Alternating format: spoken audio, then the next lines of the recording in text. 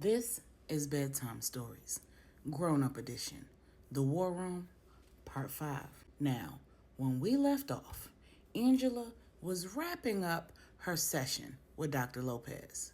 She had given her the rundown of all that transpired between Donovan, Veronica, and Destiny, leading up to their deliveries of their babies and Destiny's death. She even explained how baby Bella's stem cells ended up being the cure for what ailed Clarence, Veronica's father. Towards the end of the session, Dr. Lopez asked Angela, "So, how were Veronica and Donovan able to co parent?"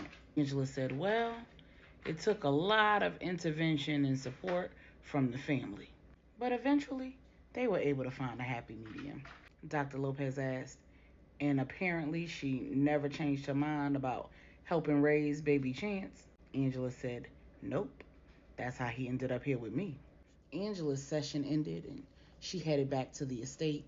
And when she arrived, the children were wrapping up their homeschooling session with the tutor. Angela received an update on how they were doing in school, and then she headed to the kitchen to prepare their afternoon snacks. The tutor joined Angela in the kitchen and said, "So, Mrs. St. James, you told me to keep an eye on Michael and Melissa when they're using the computer and to let you know if I saw anything concerning." Angela said, "Yes, is there something going on?" The tutor said, "Well, I think that Michael's been using a secret browser, and I'm not really sure what he's been using it for because I can't figure out how to work it. When I went to help Melissa with something on her computer and I turned around to come back to help him, I saw him close something, and then I tried to find it and I just couldn't." Angela said, "Okay, thank you for letting me know." Angela and the children sat down for the afternoon snack.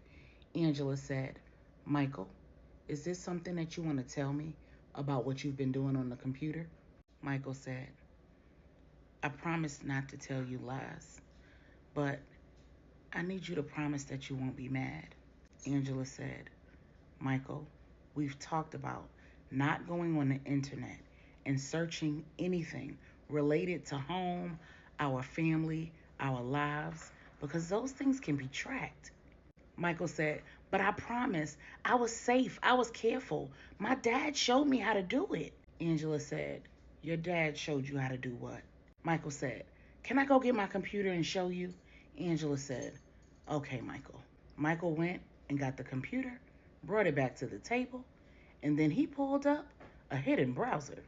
He pulled up a command prompt and executed some actions that Angela couldn't follow. Angela said, wait, what are you doing?" Michael said, "My dad showed me how to execute a firewall and use a VPN to mask my IP address. So it looks like I'm searching the internet from France. But then if somebody traces that IP address, it bounces into Germany, and then it bounces to Italy. And then it'll say that the computer is wherever they are."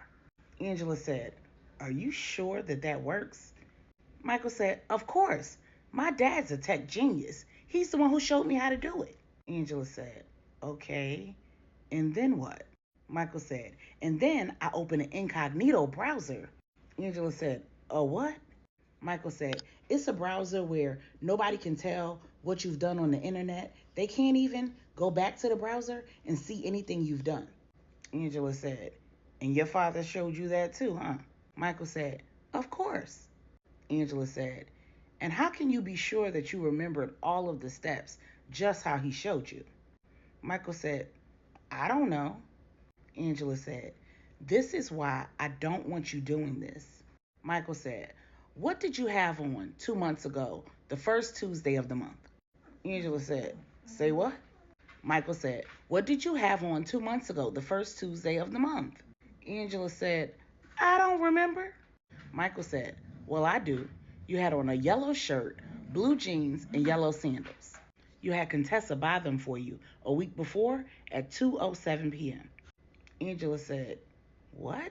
How do you remember that?" Michael said, "I don't know." Angela said, "Wait a minute. I texted her to bring me that stuff, and she showed up in the afternoon. Let me check the cameras." Angela pulled up the surveillance footage, and just like Michael said, Contessa had showed up at the estate 1 month and 3 weeks ago on the last Tuesday of the month at 2:07 p.m. Michael said, "So I can't tell you how I remember everything my dad showed me how to do, but I remember everything my dad showed me how to do." Then Angela remembered what Dr. Lopez said in their session earlier that day. So she asked Michael, "Is this something that you shared with Dr. Lopez?" Michael looked sheepishly at her and a little concerned that he was in trouble. And Angela said, "Whatever you share with Dr. Lopez is confidential. I'm simply asking to understand, son." Michael said, "Mom, I told her about it, and she told me I should tell you." "She promised me that she wouldn't tell you, though." Angela said, "She didn't. You can trust her." Michael said, "Okay, good." Angela asked, "But is there anything else that you've told her that you think you might need to tell me?" "I'm not upset. I just need to know what you know so that we can work together to figure this out." Michael said, "Well, I found out a lot." "Want me to show you?" Angela said, "Yeah." When Michael finished doing all his command codes and VPN routing and firewalls and IP addressing and all of that tech stuff that Angela couldn't understand, he pulled up several news articles from the Dallas News regarding all that had been going on in the St. James family. The first article was about the fire at Q and Angela's house. The news report showed that several bodies were found in the house unrecognizable. The FBI reported that they were believed to be Q, Mom Brenda, her, and the children. Before Angela could become upset about Q and Mom Brenda being dead in the fire, Michael said, "But it's not true because we're all here and we're fine. So that means that my dad and Nana Brenda are fine too." Angela said, "Maybe." Michael said, "No, not maybe. Absolutely." He then pulled up another article that showed Renia Johnson, who was missing and presumed dead, was found 2 weeks later in Phoenix, Arizona, by an FBI agent, Quincy Anders St. James IV, Donovan St. James, and Ronald Hobbs, attorney at law. Ronald, known as Ron, is Angela, Quincy, and LJ's frat brother.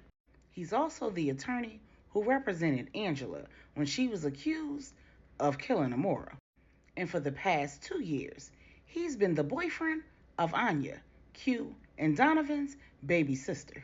Angela was in shock. The tears just flowed down her face. She was relieved and overjoyed to discover that her husband was alive and well. Then Michael said, "There's more." For the next 2 hours, Michael showed Angela everything that he'd found thus far about the case and the whole situation back in Dallas. Angela said, "Son, I need you to be careful. I need you to cover all of your bases and make sure that you're not missing anything as far as the details of how your father taught you to do this. If anything comes up that doesn't look right to you, if there's any red flags, or in any way you suspect that somebody might be following or tracing what you're doing on the internet, I need you to let me know immediately. Please don't take any unnecessary risks." Michael said, "But how's Dad gonna find us if I don't figure out a way to get in his system and let him know where we are?" Angela said, "Say what?" Michael said, "That's what I've been working on. I've been working on cracking into the firm's system and sending him a worm that will let him know." Angela said, "A worm?" Michael said, "Yeah, it's kind of like when you send somebody a secret message like Morse code, or like when you write a message in invisible ink. The person who receives the message, they have to have something that they can put on the invisible ink in order to make it where they can see the message." Angela said, "Okay." And so a worm is like invisible ink. Michael said, yeah, so like it's not a virus because viruses are bad, but it's a worm. It's something that you send and it like wiggles into the code in the computer. And the person who's on the other end, if they know how to decipher the code, then they can figure out what you're trying to tell them. Angela said, but is that safe? Can't somebody else do the same thing that you're doing and figure out what the message is and find us too? Michael said, well, that's just it. I haven't even been able to figure out how to break in because Dad's code is good. Angela said, well, what I don't want is for you to break in and let somebody else in or let somebody else know where we are. So listen, take a break from all of this. Let's pray about it. Let's work together to come up with the best way to communicate with your dad. Okay? Michael said, okay. Angela said, no, Michael, I'm serious. I'm proud of the work you've done. I'm not upset with you. I should be, but I'm not. I'm proud of how you've used what your dad taught you to find out what we need to know. You have no idea how relieved I am. But I gotta keep you safe. I gotta keep your brother and your sister safe. And I gotta keep your cousin safe too. Can you help me do that? Michael said, yeah, I understand. Then Michael said, if Nana Brenda ever wakes up from the coma, she should be able to help him figure out where we are.